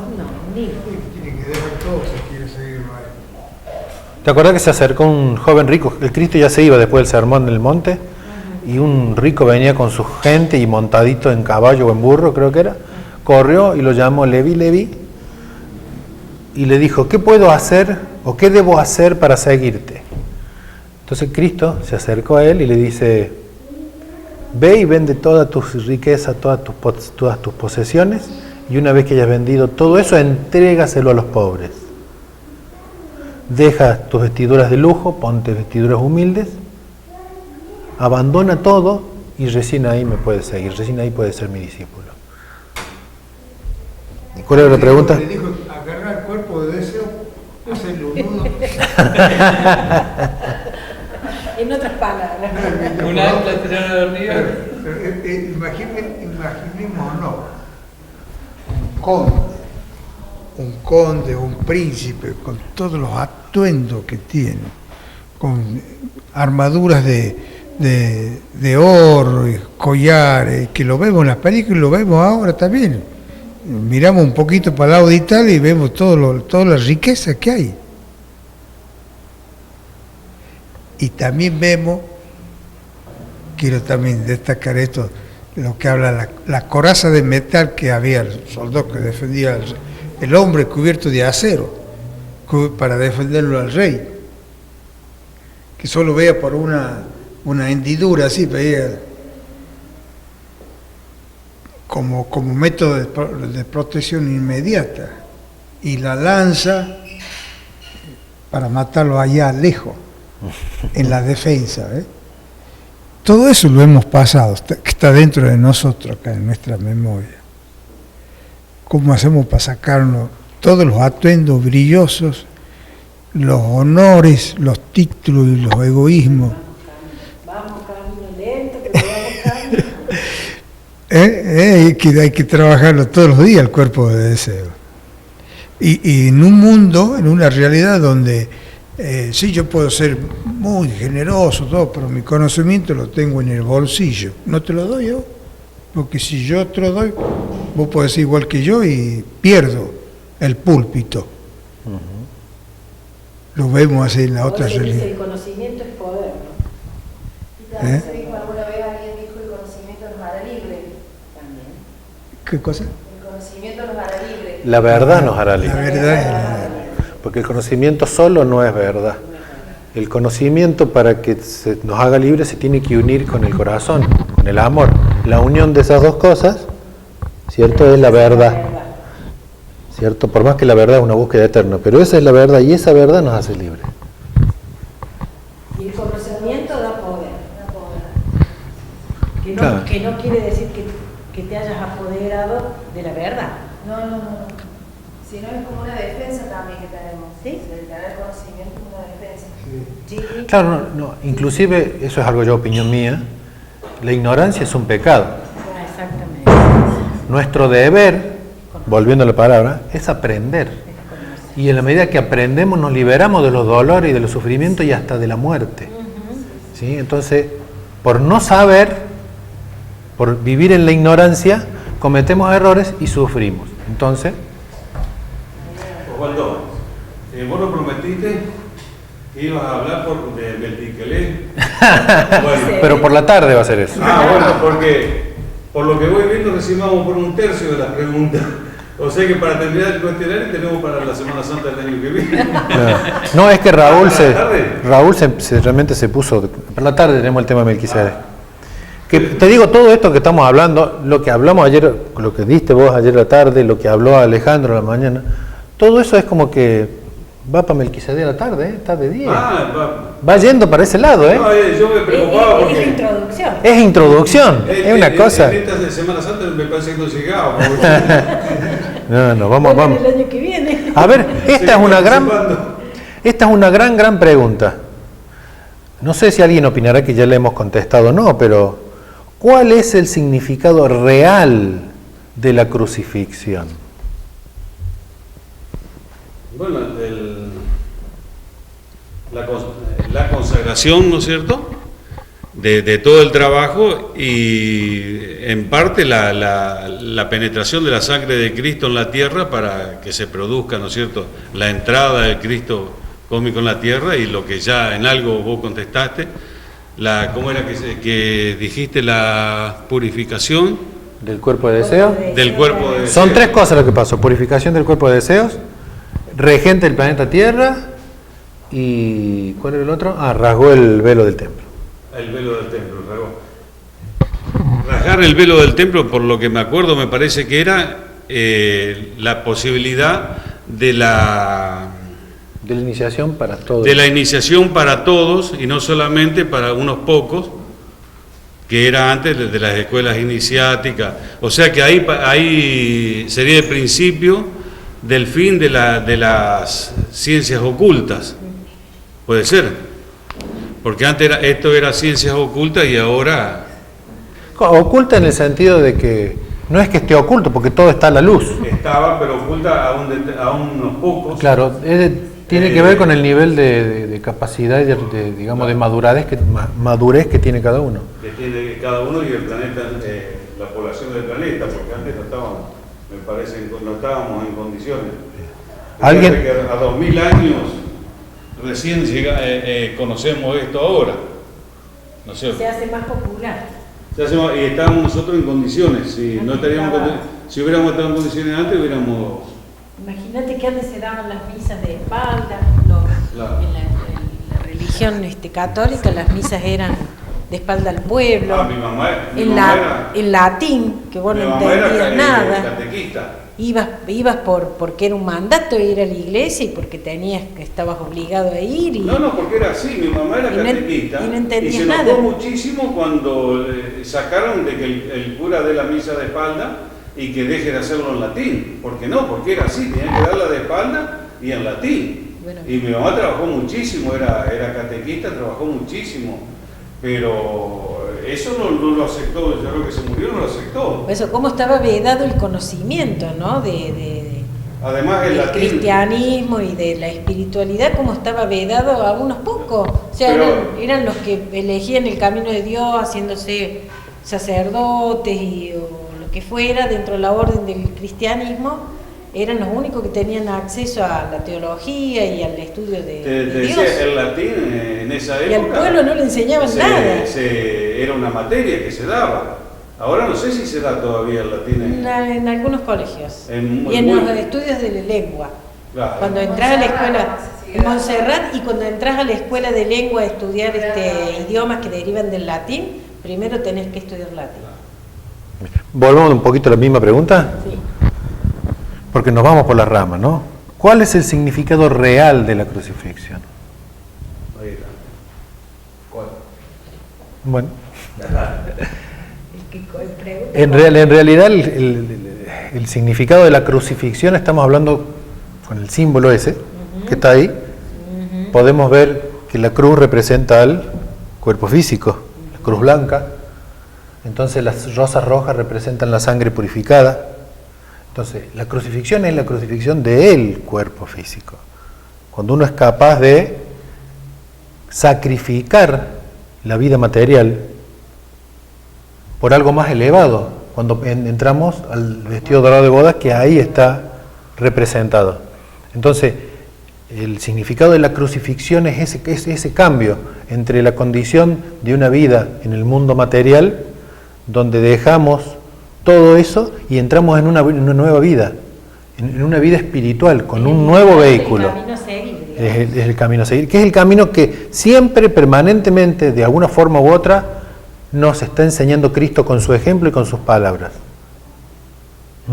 Por ejemplo, en la crucifixión vemos que tiene las marcas, que se les denomina estigmas. Los estigmas están hechos en puntos claves que tienen que ver en la separación del cuerpo vital con el cuerpo físico. Y el cuerpo vital, el cuerpo alma, está formado por los dos éteres superiores, el éter luminoso y el éter reflector. ¿Algún otro comentario? Gracias.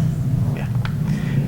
Hay otra pregunta, mira. ¿Había realmente, esa yo no te juro que no la sé. ¿Había realmente dos ladrones crucificados con el Cristo? Realmente, la pregunta es si había. ¿Él o con él? Con él. ¿Viste que él estaba ahí? Supuestamente. Y había dos personas crucificadas al lado. Me enseñaron que sí, que eran dos ladrones. Y había dos ladrones. Y que uno mostró arrepentimiento. Uno mostró arrepentimiento. Hijo, va a estar conmigo. Claro, eso es lo que nos enseñaron. El poco rato. Del cristianismo, ¿no es cierto? Lo que aprendimos del cristianismo. Que eran dos ladrones, pero... Claro, que uno se arrepintió y el otro no tuvo esa misma actitud. No. ¿No? Que el otro lo defendió, el arrepentido lo defendió. Entonces el Cristo dijo, de cierto os digo, que hoy descansarás conmigo en el reino de los cielos. Era así. Era así. Pero es simbólico de dos situaciones diferentes, ¿no? Una situación de aquel que se aferra al mundo material y de aquel otro que está emprendiendo el camino. Del arrepentimiento y del reconocimiento de la espiritualidad. Y de que el deseo de ser salvado, digamos. Todo es enseñanza, ¿no? Hasta el último momento. El caso de estos dos compañeros de Jesús. Ahí después vino la llegada del Espíritu Santo. A ver, Que comenta. Santo Tomás no creía, el apóstol Tomás era, ¿no? El apóstol Tomás, el que no creía que era Jesucristo, entonces hizo que se metiera No sé cuál apóstol en es. una de las llagas que se metiera el dedo.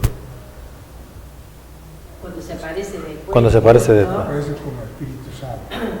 Que ya se sabe que había desaparecido su cuerpo y se le aparecen los discípulos. Sí, no recuerdo cuál de los discípulos se mostró escéptico y dijo, dudaba de que se hubiera presentado en sus cuerpos etéricos el Cristo y que él lo pudiera ver. Entonces, bueno, si dudas de mí, mete tu mano en mi llaga. Y ahí es cuando se debe haber producido una vibración, cuando ha penetrado él su cuerpo etérico con su cuerpo físico. Imagínate la vibración que le tiene que haber causado al discípulo, ¿no? Que inmediatamente retira la mano y creo. Ya antes de llegar al cuerpo Ya físico, antes. cuando penetra. Ya antes. ¿Y para cómo? Con esa intención, porque él ya va atento a todo lo que puede. ¿Te imaginas la vibración de ese cuerpo etérico del Cristo, no? Se le acabaron las dudas, Bueno, a ver. Esta creo que le hemos contestado. Dice, ¿cuándo y por qué quedó abierto el camino de la iniciación para todos? ¿Cuándo? Hablabas del Lo dijimos velo, recién. De una de las visiones, o la tercera Claro, era cuando- la rasgadura del velo. O sea que en el momento de la muerte quedó abierto el camino de la iniciación para todos. Para toda la humanidad. Ahí, mira qué linda esta. ¿Cuándo llega de nuevo el rayo de Cristo a nuestra tierra? Navidad. Un ratito antes.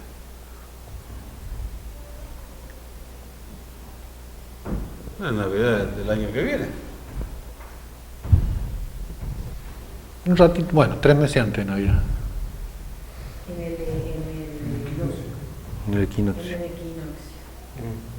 El equinoccio.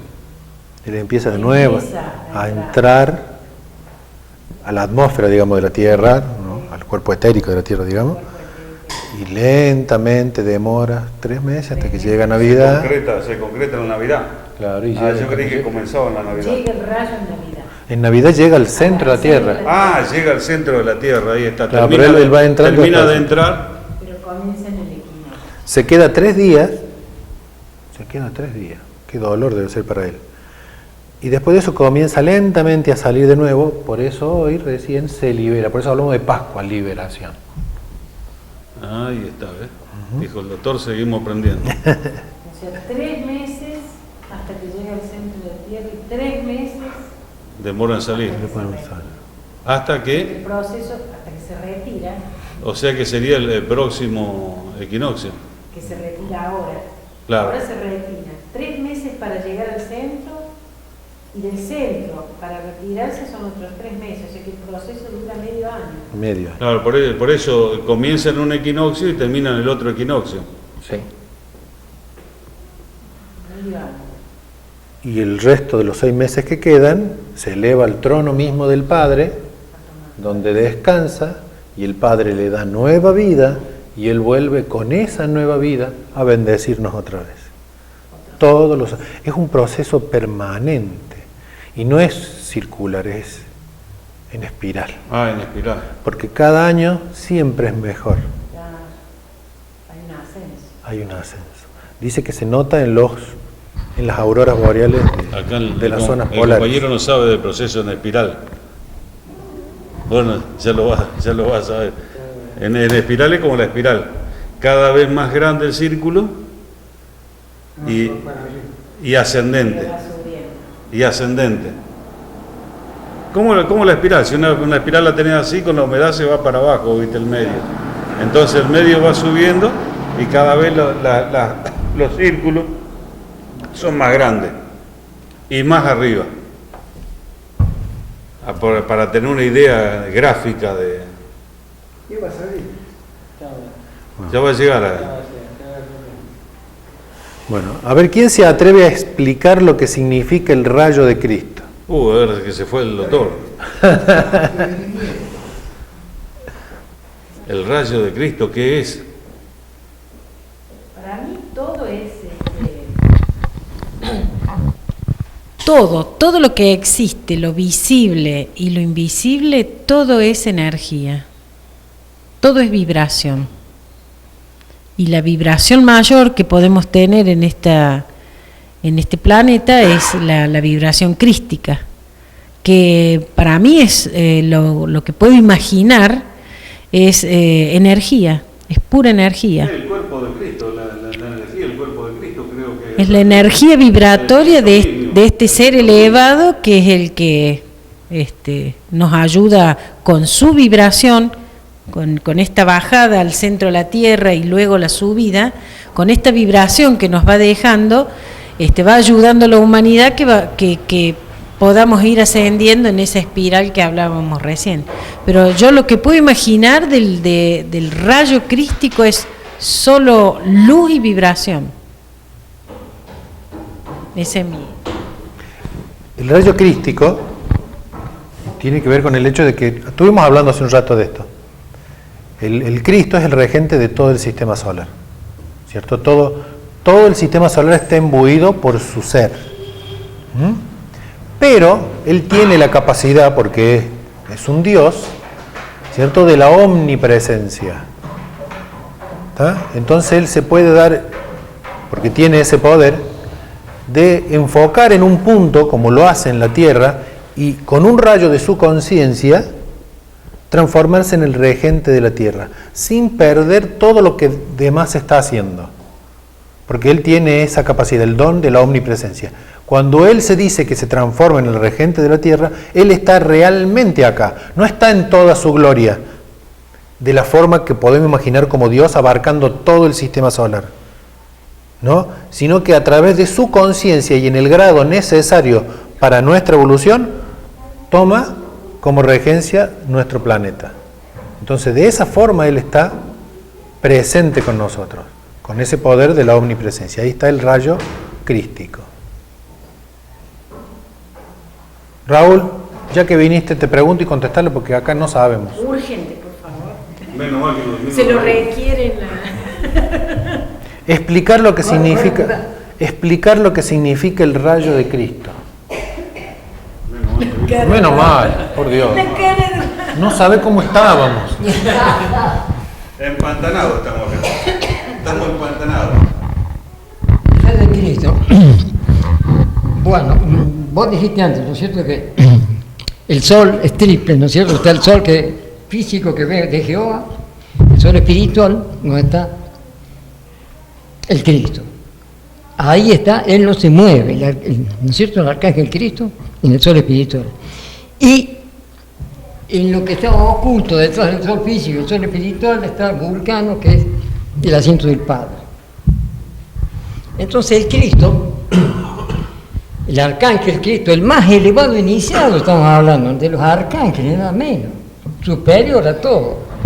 Él había desarrollado todos los poderes imaginables, la omnisciencia, omnicosencia, omnipresencia. Entonces él es capaz de proyectar su poder mental, digamos, ¿no es cierto?, en forma de un rayo, y hacer posible que mediante ese rayo le permitiera tomar posesión del vehículo que le ofrecía en el bautismo en el Jordán, ¿no es cierto? Jesús de Nazaret, se retira el ego se retira y permite que tome posesión de su vehículo a través de ese rayo. No sé si lo podemos imaginar, ¿no es cierto? Una presencia espiritual, digamos, manifestada, capaz. Palomita en forma de paloma del Espíritu Santo, dice, pero no era el Espíritu Santo, sino era el Espíritu de Cristo, ¿no? Entonces, el Espíritu Santo sería Jehová. Jehová, el Espíritu Santo es Jehová. Él era capaz de tomar posesión y sentir y manejar. Vean ustedes la magnitud, el poder extraordinario de ese arcángel, ser capaz de manifestarse en ese vehículo físico. Pero tenía que probar de que era capaz de manejar ese vehículo. Entonces aparece el tentador. Después de 40 días de ayuno, dice, 40 días, aparece el tentador. Si eres hijo de Dios, le dice, nosotros la primera tentación, digamos nada más, si eres hijo de Dios, di que estas piedras se conviertan en pan. Imagínense el hambre que tenía él. ¿Ah? Nosotros ahora, el hambre que tenemos nosotros acá. Raúl. Hablando de hambre. Raúl, conviertes el micrófono en pizza. Entonces, era, como digo, ¿no es cierto? ¿Y qué le dice? No solo de pan vive el hombre, Lo mató. sino de cada palabra que procede de la boca de Dios. Primera tentación, después la otra dos no me acuerdo. Pero la triple, pásala, ¿no es cierto? Recién, después de pasar por la triple tentación, ahí está. ¿Y cómo lo imagina usted? Porque la pregunta es... Repetimos la pregunta. Sí. Explicar lo que significa el rayo de Cristo. Bueno, ya. Y ahora, ¿cómo lo imagina? Eso es personal, cada uno. Sí, sí. Yo no lo puedo. Derrapaste. Eso es lo que contesté yo, ¿no? Que yo Zafó, Raúl. Una energía impresionante. No le puedo, porque cada uno, No tenemos con qué compararlo. No, claro. En este 3D que vivimos no lo podemos comparar. Claro, por ejemplo, la omnipresencia, ¿cierto? Como estás hablando vos. Imagínate, él tiene el poder de, sin moverse de allá, traer su conciencia hasta acá y estar presente, como él dice, con manejar el vehículo, hacer todo. Ahora, por lo menos yo no puedo ni siquiera estar presente en mi dedo del pie. Estoy presente, pero en forma limitada, no de la manera que él está acá, porque él está pleno acá, por más que es un rayo de él nomás. Y siente todo. Y siente todo. Por eso se dice que el Cristo es un ser de dolor, no en el sentido negativo de la palabra, sino en el sentido positivo, en el sentido de que Él siente el dolor de todos nosotros. Por eso se dice que lo que le hace que muchas veces lo vieron llorar, dice, pero nunca reír. Imagínense la sensibilidad que tiene un arcángel para estar verse contraído en un vehículo y ser capaz de sentir todo el sufrimiento de la humanidad. Dice, lo que le haces a mi hermano, a tu hermano, me lo haces a mí. Claro. Puede ser un ser de sensación, de dolor, de sentimiento. Que le haces, el mal que le haces a tu prójimo, lo estás haciendo al Cristo también, porque somos esa chispa. Y en realidad el mal que le haces a tu prójimo te lo estás haciendo a vos también. O sea, incluido el Cristo, todos somos uno, y el Cristo, el mundo el donde está él actualmente, el mundo del espíritu de vida, que es el primer mundo universal. Es el primer mundo universal. Entonces, la manera la sensibilidad que debe tener para percibir todas las cosas, yo calculo que no la podremos entender. Algún día tendremos la capacidad de ver todas esas energías. Imagínese usted la capacidad. Es nuestro destino llegar a ese nivel. La capacidad que tenía. Toda esa energía que se mueve. La capacidad, hablando de la curación de los enfermos. Una Él- sensibilidad sin emociones. A nosotros nos pueden las emociones, a lo mejor tenemos una sensibilidad, sí, pero es a veces a través de la emoción, no nos puede, ¿no? Con los hijos, por ejemplo, y con muchas cosas, nos mueve la emoción. En cambio, tener una sensibilidad por encima de las emociones. Claro que tengan que... Por encima de la emoción. Quería decir yo de que, ¿cómo curaba Cristo a los enfermos? Él, con el poder espiritual, el desarrollo espiritual que tenía, todos los poderes que algún día nosotros vamos a tener también. Entonces, él veía al enfermo y ¿captaba qué? La desarmonía que había entre sus vehículos, entre sus distintos, ¿no es cierto? Entonces, ¿qué hacía él? Como tenía tanto poder, él armonizaba, ¿cierto? Restablecía, ¿no es cierto?, la buena relación, la interrelación entre los distintos vehículos, y el enfermo quedaba curado del acto. Pero le decía, vete y no peques más. Ya me está copiando. Como dijo el doctor Roja anoche. Ahí está. ¿Está bien, la arreglé? Está bien. Bueno, yo creo que hemos compartido mucho y de verdad hay hambre. Entonces hagamos como los diseños. ¿Qué hacían? Se reunían y lo único que había era un vaso de agua para cada uno. Agua.